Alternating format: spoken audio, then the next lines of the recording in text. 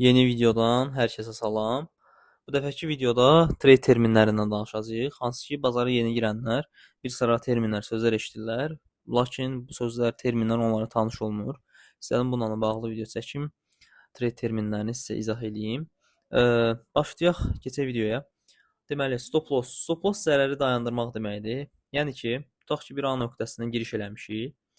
Qiymətin qalxacağını düşünürük. Hədəfimiz buralardır.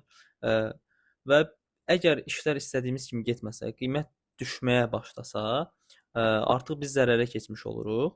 Belə olan halda biz bir əməliyyata heç vaxt bütün kapitalımızı verə bilmərik. Ona görə də əməliyyatımızı zərərlə bağlayırıq ki, növbəti ticarətlərimizə kapitalımız qalsın və bu əməliyyatı uğursuz sayaq. Bu əməliyyatı zərərlə bağlamaq prosesi də stop loss adlanır. İstifadə etdiyimiz brokerlərdə və s. Stop lossu avtomatik təyin edə bilərik ki, tutaq ki 5000 qiymətindən tutaq ki qızılda giriş eləmişik. Bu qiymətə gələndə, məsələn 4009-a gələndə əməliyyatımız avtomatik olaraq bağlansın zərərlə. Take profit də onun əksidir. Qiymətin qalxacağını düşünüb bir nöqtədən giriş eləyiriksə və qiymət qalxırsa və bizim hədəfimizə çatırsa, artıq burada biz qazancımızı götürürük, gözləmirik. Bu da take profit olur. Take profit də yenə avtomatik təyin edə bilirik ki, filan qiymətə gələndə əməliyyatım qazancı ilə bağlansın.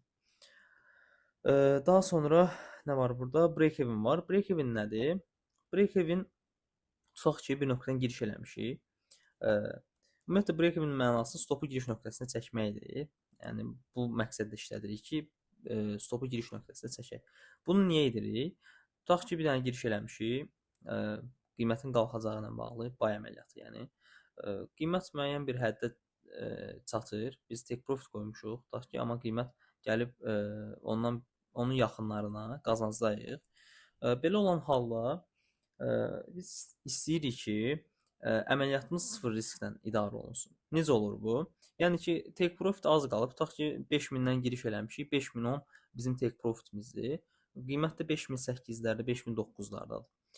Qiymət take profitə çox yaxındır.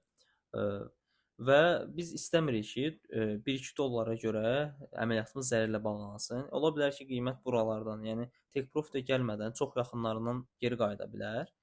Bu da bizə sərf eləməz, çünki biz böyük həcmdə qazanclı olmuşuq. Take profitə 1-2 dollar qalıb, çox yaxındır take profitə. Bu əməliyyatın qayıdıb bizi stop eləməsi, zərərlə bağlaması pis olar. Hansı ki biz bu əməliyyatdan xeyirlə də çıxa bilərdik. Ona görə də belə olan halda qiymət müəyyən qədər bizi qazancı keçirəndə biz nə edirik? Stop lossumuzu çəkirik giriş nöqtəsinə. Stop lossumuz olur giriş nöqtəsində. Belə olan halda qiymət qayıtsa belə, take profitə dəymədən düşsə belə, nə olacaq? Sıfırla bağlanacaq. Əməliyyatımız sıfır riskə bağlanmış olacaq. Biz çox vaxt nə edirik? O break-even nöqtəsi, yəni bu take profitə yaxın nöqtələrdə əməliyyatımızın bir hissəsini bağlayıb xeyir götürürük, bir hissəsini break-even edirik ki, həm qazanc götürmüş olaq, həm yerdə qalan əməliyyat ya take profit olsun, ya da sıfır riskdən bağlansın. Lot nədir? Lot əməliyyatımızın böyüklüyüdür, ölçüsüdür. Lotumuz nə qədər böyük olsa, riskimiz də bir o qədər artır. Nə qədər böyük lotla əməliyyat açsaq, o qədər çox qazanırıq, o qədər də çox itirə bilirik.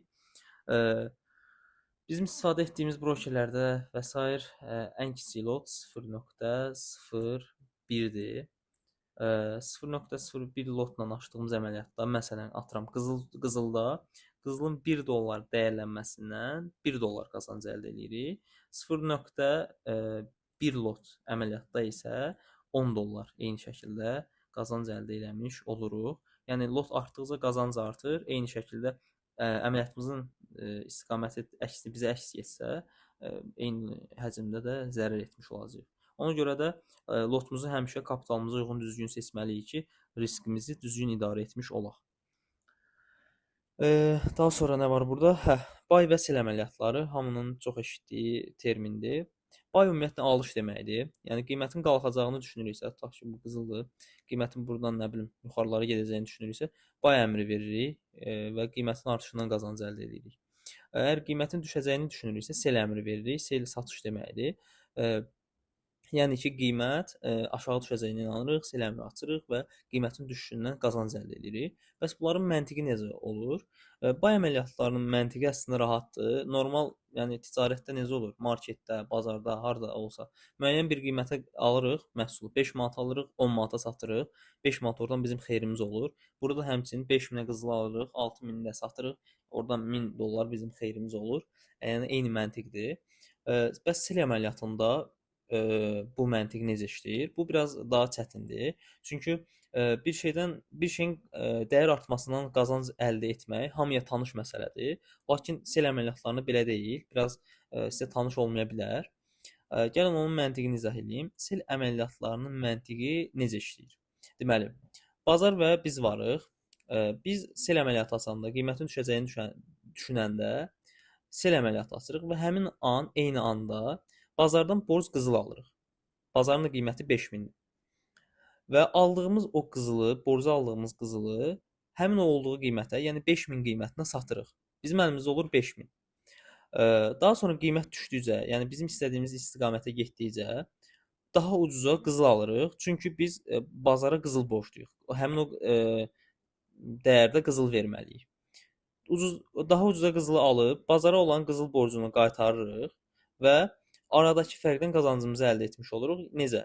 5000 bizim bazardan borcu alıb satdığımız qızıldan əlimizdə olan pul, 4900 qiymət düşəndən sonra daha ucuza qızıl alıb bazarın borcunu ödədik və yerdə qalan fərq 100 dollar da bizim qazancımız oldu. Əgər əməliyyat əksinə getsəydi, biz əməliyyatı zərərlə bağlayanda da eyni məntiq işləyir ki, biz elə bil ki, daha baha qiymətə məcbur alıb qızılı bazardan bazarın borcunu qaytarırıq belə. Məntiqi bu formada işləyir sel əməliyyatlarının. Davam eləyək. Time frame-lərdən danışaq. Time frame qiymət zaman intervalıdır. Hansı ki, gəlin keçək qrafikə. Bu gördüyünüz şamlar hərəsi bir zamandır. Yəni biz əgər 1 dəqiqəlik time frame-də isə, bax burada time frame-ləri seçə bilirik, trading view-dayıq.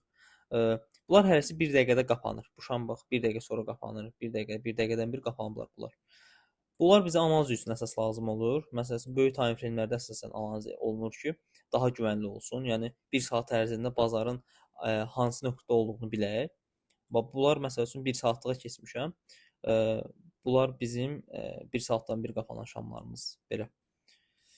Time frame-lərdə də qiymət fərqi olmur. Yəni 1 dəqiqəlikdə də baxsaq qızıla eyni qiymətdir, fərqi yoxdur. 1 saatlıqda da açıb qızılın qiymətinə baxsaq eyni qiymətdir. Sadəcə olaraq bu analiz üçün bizə lazımdır belə. Bundan sonra leverage-dən danışaq. Leverage bizim kapitalımıza uyğun ticarət imkanıdır. Yəni bu nə deməkdir? Tutaq ki, bizim balansımız 100 dollardır. 100 dollar. Əlimdə mikrofon var, ona görə yaza bilmirəm. Dəqiqə. Tutaq ki, bizim balansımız 100 dollardır. Və biz əgər istifadə etdiyimiz brokerdə 1-in 100-ə leverage, yəni kredit çini istifadə ediriksə, bizim ticarət həcmimiz, bir dəqiqə bunun yerini dəyişim.